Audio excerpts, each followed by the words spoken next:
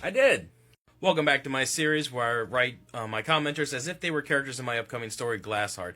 Vanessa, I took a look at your profile. These are the vibes I got from you. Hope you enjoy it, okay? Vanessa, I saw you as a hob. You would be born bonded to a eucalyptus tree.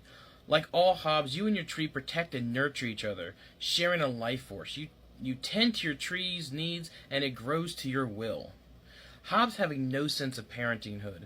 The grove is your family, your community.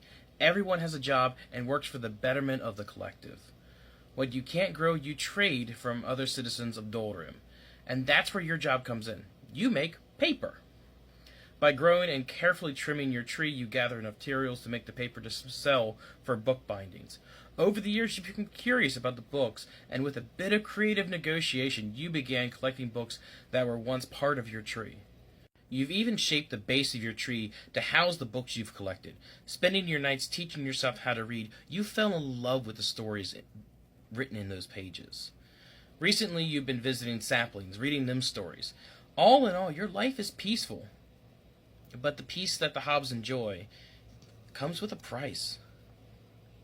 Thinning Day is always a day of mourning. The representatives of the three royals arrive and the saplings are gathered. Each hob attends to pay respects for their sacrifice. Normally it takes 2 or 3, but on this day they demand 12. Nearly all the saplings this year. This has never happened before. The grove echoes their protest, but the electi are quick to remind them whose palace hangs over them. When your life is bound to a tree, the Master of Flames is the closest thing you have to an executioner. The saplings are gone, taken away. You can't bear the injustice. There's something you can do. Someone will have to listen to you.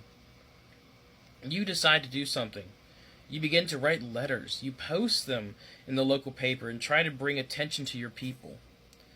From the responses you read, your pleas are being heard. But the elders are fearful of the attention that you're garnering, and they've asked you to stop. So, what will you do?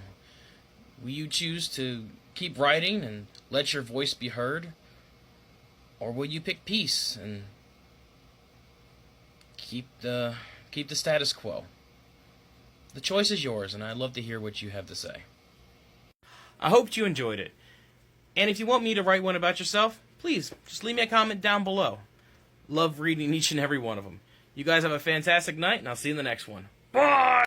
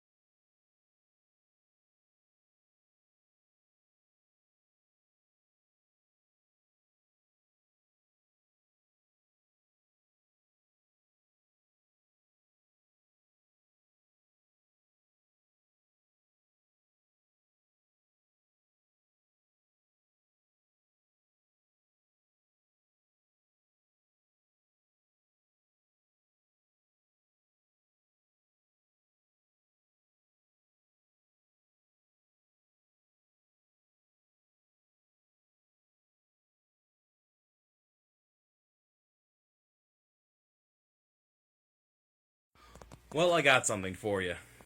Welcome to my series where I write my commenters as if they were part of my story, Glassheart. Melody, I took a look at your profile and read what you sent me. I got some vibes from you, and this is what I got. Hope you enjoy. You've been an airship captain for a few years now. You have made a name for yourself as a fierce sky pirate because of who you target.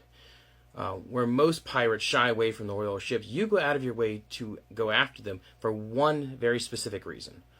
All of your life, you have loved the hobs, fascinated by their culture, their magic, the fact that they commune with nature. Nothing sickens you more than the fact that the electi trade in hob people. To make matters worse, hob children.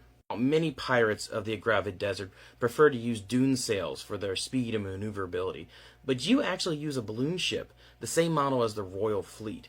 You do this because your strategy is to wait on high in the night sky, waiting for your prey. As the ship passes under, you and your team jump from your ship and dive onto theirs, moving with stealth to secure a landing for the rest of your crew.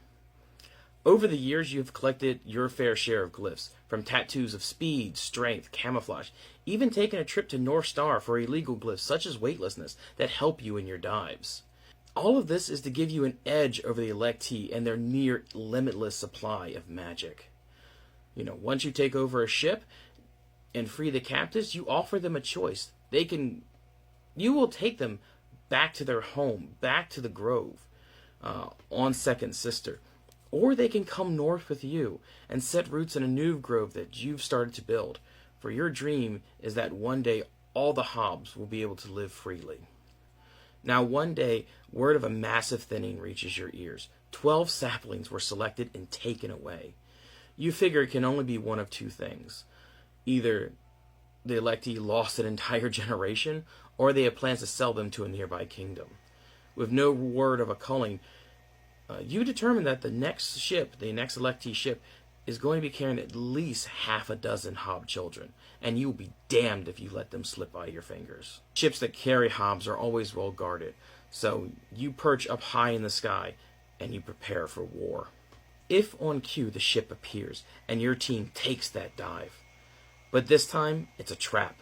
Instead of Hobbs, you are met with an arbiter, the executioner of the royal family, an abomination of man, metal, and magic. Before you have time to react, your lieutenant pushes you out of the way of its blade, and sacrificing themselves in the process.